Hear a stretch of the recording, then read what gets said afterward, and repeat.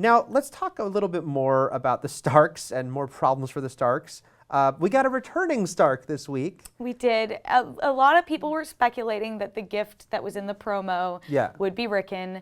It was Rickon, a much older, more adult-looking Rickon. Yes. But before we get to Rickon, R.I.P. Shaggy Dog. Shaggy. I yelled no for a long time. Like, we don't have many direwolves left, you guys. We need them. We need them. That really bummed me out, and also brought back the trauma of Greywind's death at the Red Wedding. Yeah, they gotta stop killing these damn direwolves. They're important. Boltons and direwolves, not a good mix. There are 3 direwolves left. And it's never good news for a Stark if their direwolf dies. Yeah. No, it's not. But now let's talk about that, though. Okay, Rickon is finally back. Been gone for quite a long time. There was an ongoing joke, not just with us, with a lot of viewers. Hashtag where is Rickon? Yeah, where the hell is Rickon? Joking that Rickon would show up in the final scene of the final episode. That was my long time jokey theory is, oh, Westeros will be leveled, everyone will be dead, and then from out behind a rock, Rickon and Shaggy Dog will be there. Now, Game of Thrones killed my favorite personal joke. How dare you, Benioff and Weiss? At least half of it. So Ramsay has Rickon, which is very bad because nothing good comes from Ramsay having anyone. And he wants to go to Castle Black and confront Jon Snow, as far as we know. Right, which is where Sansa is heading, except Jon Snow, because this show's always about people leaving before people get there. I know, they're never actually going to meet up, right? It couldn't be that easy. But that being said, is the easy answer to this oh, okay, it's time for Rickon to have horrible, awful things happen to him, that he will just be mercilessly tortured by Ramsay? Or might Rickon physically, for the time being, be okay because Ramsay might actually realize there's some importance here that I might not want to start cutting parts off of this boy just yet? I think it depends what your definition of the time being is. Yeah. An episode, yes.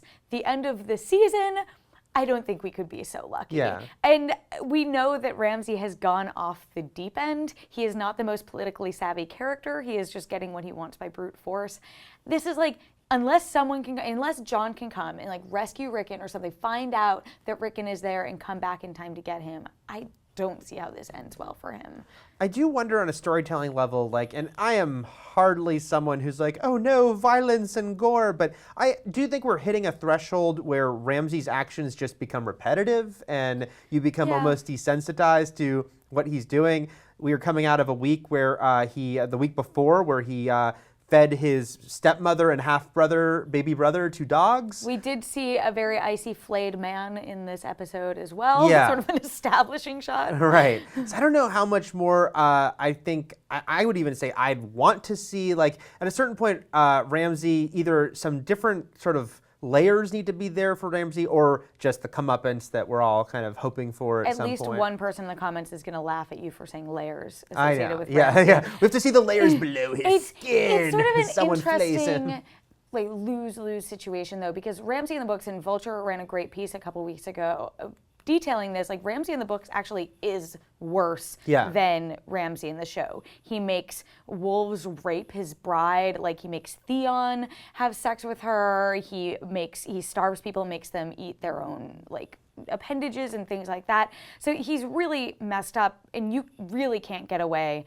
with a lot of those things in the show and still have Ramsay be a character. Ramsay is a character we know versus a character who other viewpoint characters in a show see.